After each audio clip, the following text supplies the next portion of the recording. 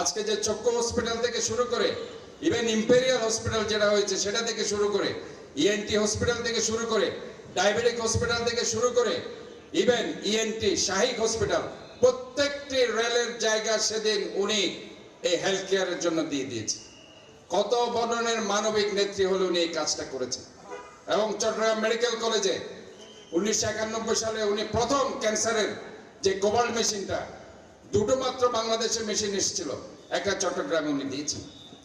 এবং 2001 থেকে 2006 সালে উনি চট্টগ্রাম মেডিকেল কলেজে যে আপনারা নতুন যে ক্যাজুয়ালিটি ওয়ার্ডটা দেখেন, সিসি ওয়ার্ডটা দেখেন, আপনারা যে আজকে যে আইসিইউর কথা শুনেছেন, যে আইসিইউর যে 20টা বেড 28টা বেড, ওই আমির খসরু মাহমুদ চৌধুরী ওই সময় আপনার চট্টগ্রামের মন্ত্রী ছিলেন, চট্টগ্রাম বিষয়ক মন্ত্রী, উনি বাণিজ্য মন্ত্রীও ছিলেন। উনি যে পরিমাণ কষ্ট করেছেন এবং নেত্রী বেগম খালেদা জিয়া ও প্রায়োরিটি দিয়েছেন প্রথমে চট্টগ্রাম এই মেডিকেল কলেজে 28টা ইন্টেনসিভ কেয়ার ইউনিটের বেড সেখানে দেওয়া হয়েছে। কাজে এই কথাগুলো কিন্তু ইতিহাস থেকে ভুলে গেলে চলবে না, কারণ বৃহত্তর চট্টগ্রামের স্বাস্থ্যসেবার জন্য উনি যে ভূমিকা রেখেছে, এখন দেখেন আপনি গত 16 বছরে কয়টা বেড সেখানে বেড়েছে, 28টা বেড থেকে বরং কমেছে। আপনি একটা রোগী সেখানে দিতে পারেন না, সেখানে রিকোয়েস্ট করতে হয়। এই হচ্ছে স্বাস্থ্যের অবস্থা। এরপরে আপনার আমাদের নেত্রী বেগম খালেদা জিয়া 2008 সালে আপনারা দেখেছেন সেদিন লালদিঘির ময়দানে ওনার কিন্তু এটাই ছিল সর্বশেষ সভা লালদিঘিতে, এরপর আর কোনো সভা উনি করতে পারেননি। সেদিন উনি কিন্তু 2011 পরে ওনাকে যে জেল থেকে বের করা হলো, 2000 জেল থেকে বের হয়ে উনি চট্টগ্রামে প্রথম সভাটা করেছিল 7ই নভেম্বর বিপ্লব সংহতি দিবসে, এবং সেখানে উনি একটা মেসেজ দিয়েছিলেন যে 16টি বছর যেটা আমরা হাড়াহাড়ি টের পেয়েছি, উনি যে কথাটি বলেছেন। উনি সেদিন কিন্তু আমির খসরু মাহমুদ চৌধুরীর জন্য ভোট চাননি, কিন্তু উনি চাইলে বলতে পারতেন আমির খসরু মাহমুদ চৌধুরীকে ধানের শীষে ভোট দিন, অমুককে ধানের শীষে ভোট দিন। উনি কিন্তু বলেননি, উনি বলেছিলেন দেশ বাঁচাও মানুষ বাঁচাও।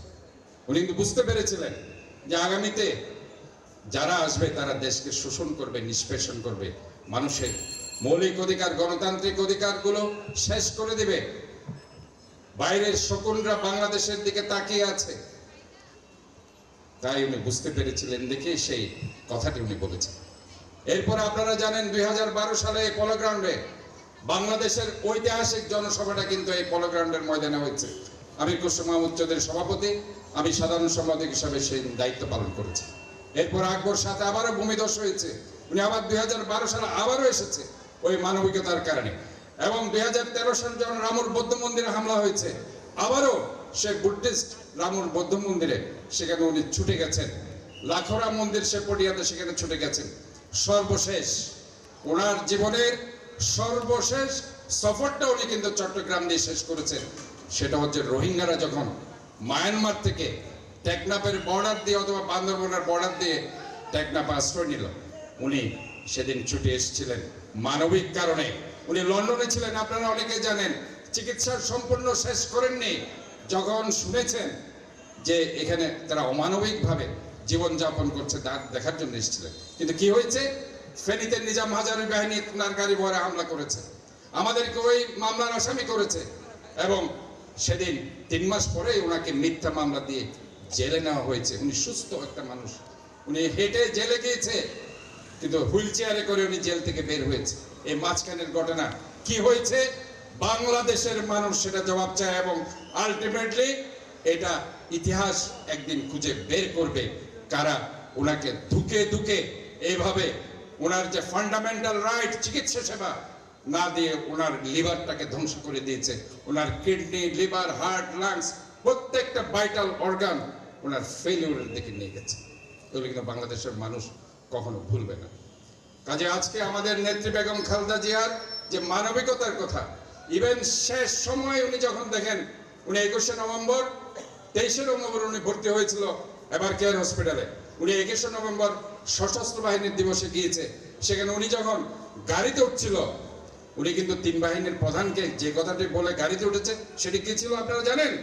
সেটি বলেছে ঢাকাতে যে 5.7 রেক্টর স্কেলে ভূমিকম্প হয়েছে, সেখানে যারা হতাহত হয়েছে তাদের রিকভারিটা ঠিকমতো করছেন, এটা একটু আপনারা দেখবেন, তারা যাতে ঠিকমতো তাদের স্বজনদের যাতে এবং তারা যাতে যারা আহত হয়েছে তাদেরকে আপনারা দেখভাল করবেন এবং তাদেরকে ভালো মতো রিকভারি করবেন, কেউ যাতে সেখানে পড়ে না থাকে।